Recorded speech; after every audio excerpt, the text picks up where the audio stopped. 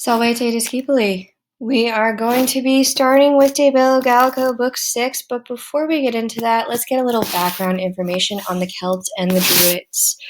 Book 6 of the De Bello Gallico is focused on, at least the start, on ethnography. That is the study of a people, their cultures, their characteristics, right? It comes from the Greek ethos, which means character. And you may have heard the word ethos in your English classes when you're talking about the types of argument.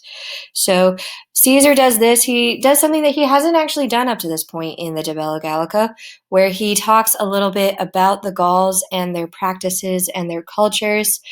He will also then continue beyond the point that we read in Latin. He will also talk about the Germans, because despite the fact that this is the Gallic War, he has also spent a significant portion of his time fighting with the Germans, as we know, especially back in Book 1 with Ariovistus, but also later on in other books of the De Bello Gallico. So that is something that he talks about quite extensively before he gets back into the wars and the things that go on in that particular year. So to prepare ourselves for reading this, let's talk a little bit about what we're going to expect to see.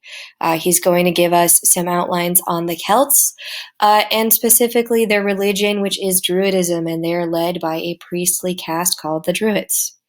So what do we know about Gauls? The warriors were the ones who were elites. As we've talked about before, Gauls and Celts, they were not one unified culture. They had many variations, and they spread throughout the Mediterranean and European worlds. Caesar tends to portray them, on the one hand, as sort of noble savages. They are worthy enemies, but they are foreigners and therefore savages, and therefore not anybody you should feel sympathy for when he talks about the horrible things that he does to them.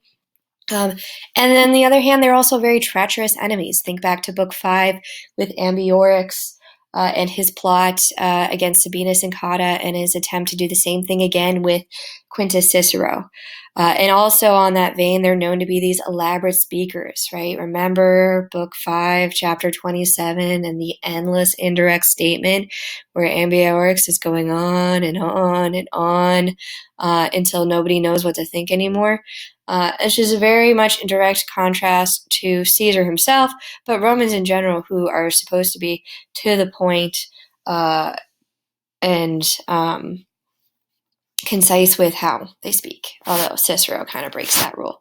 But at any rate, that is what we know about the Gauls as sort of like a cultural characteristic, at least how Caesar portrays them. Remember, we don't want to generalize about peoples usually.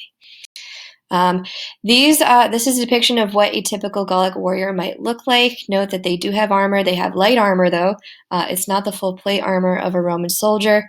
They do have shields. They have these very broad spears, and they do have typically metal helmets and some metal armor, probably mail rather than plate armor. What we know about the Druids are Gauls. But not all Druids are Gauls. Some Druids also are in other territories. So the priests, they are priests. They have the highest authority over all Celts, over all Gauls, and we find them in Britain as well. And we'll talk a little bit about the connection between the Celtic culture in Gaul and the Celtic culture in Britain. They were recruited from the nobility within the society. They were exempt from most public affairs, right? Like paying taxes, going to war, things like that. This is a depiction of what a druid would typically wear. Note the robes, and also this sort of elaborate neck piece here. That's called a torque. If you remember when we talked about one of the famous Romans that's mentioned in Aeneid 6, one of them was called Torquatus, and that was because he took out a Gaul and took the torque off of his body. So long history of interaction between Rome and the Gauls. What do we know about their religious practices? We know that they believed in reincarnation, that the soul didn't die, that it could be reborn in another soul. They did not write things down. They memorized their important verses, so they had some kind of literature or holy texts, but they weren't written texts. In those texts, they talk about the nature of the universe. They talk about the movements of the heavens and where everything came to be, because these are the answers that religion is supposed to answer for us. These are the questions they're supposed to answer. One thing that we have from Caesar and from other enemies of the Gauls, so the Gauls don't report this themselves, these come from Greek and Roman enemies. They say that the Gauls practiced human sacrifice.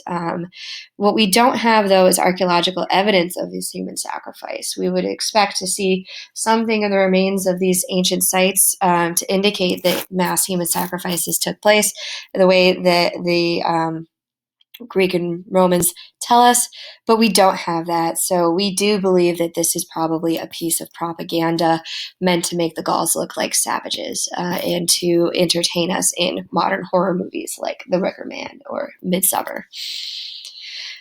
Speaking of the Wicker Man, this is, again, their alleged practice meant to make them look bad.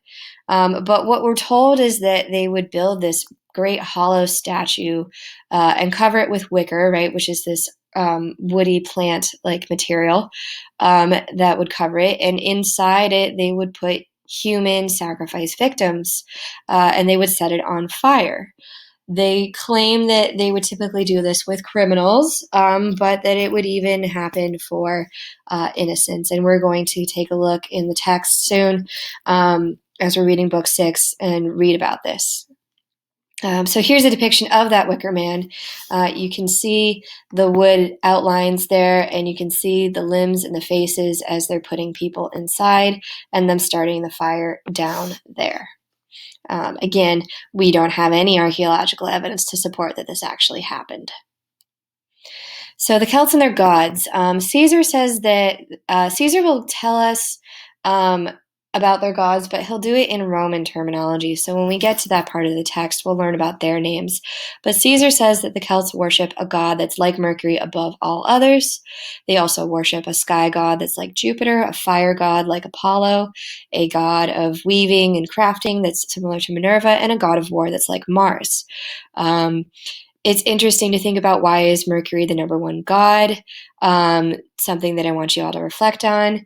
And think about the other gods, and why do you think that was important to the Celts? So that's something to reflect on, think on as you're reading the texts, okay? According to Caesar, the Celts claim they're descended from Pluto, or Dis, as he calls them as well. They claim to be children of the god of death, god of the underworld. So another thing I want you to reflect on, why do you think they would claim this? What does this say about them that they think of themselves as the children of the god of the dead? Keep that in mind, and keep in mind what that might make a Roman audience think about them. Okay, but that is it for our sort of introduction into the Celts. We will start with chapter 13 in the next video, but reflect on some of these questions, get some ideas out, and keep those in the back of the mind as we're reading and as we're having discussions online about these texts. And that's all I have for you right now.